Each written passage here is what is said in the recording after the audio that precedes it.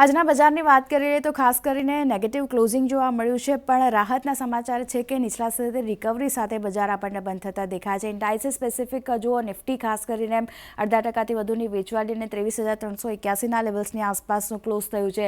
સેન્સેક્સમાં પણ 0.5%થી વધુની વેચવાલી આપણે જોઈ છે। બેંક નિફ્ટીમાં જુઓ, અહીંયા ખાસ કરીને જે લો બન્યા હતા ત્યાંથી રિકવરી સાથે કામકાજ થયું છે, પણ 5%થી વધુની વેચવાલી સાથે ક્લોઝિંગ છે। નિફ્ટી મિડ કેપ ઇન્ડેક્સ આજે સૌથી વધારે ઘટ્યું છે। અહીંયા પણ જુઓ, લગભગ 2.25%ની આસપાસની વેચવાલી અને પોઈન્ટ વાઇઝ વાત કરી લે તો 1138 પોઈન્ટ્સની વેચવાલી સાથેનું ક્લોઝિંગ ખાસ કરીને મિડકેપમાં બન્યું છે।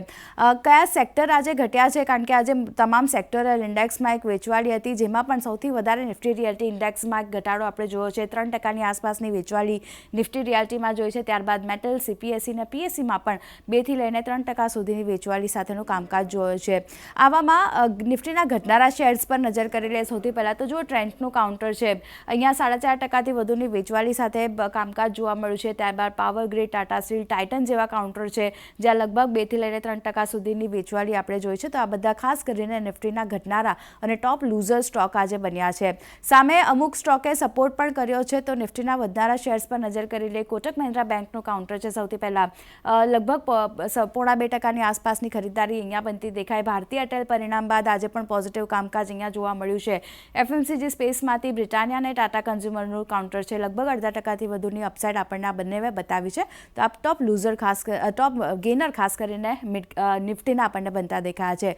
મિડકેપની સામે વાત કરી લે, કારણ કે અહીંયા ત્યાં વધારે એક્શન નેગેટિવ તરફની હતી, તો સૌથી પહેલાં અલ્કેમ લેબ્સનું કાઉન્ટર છે।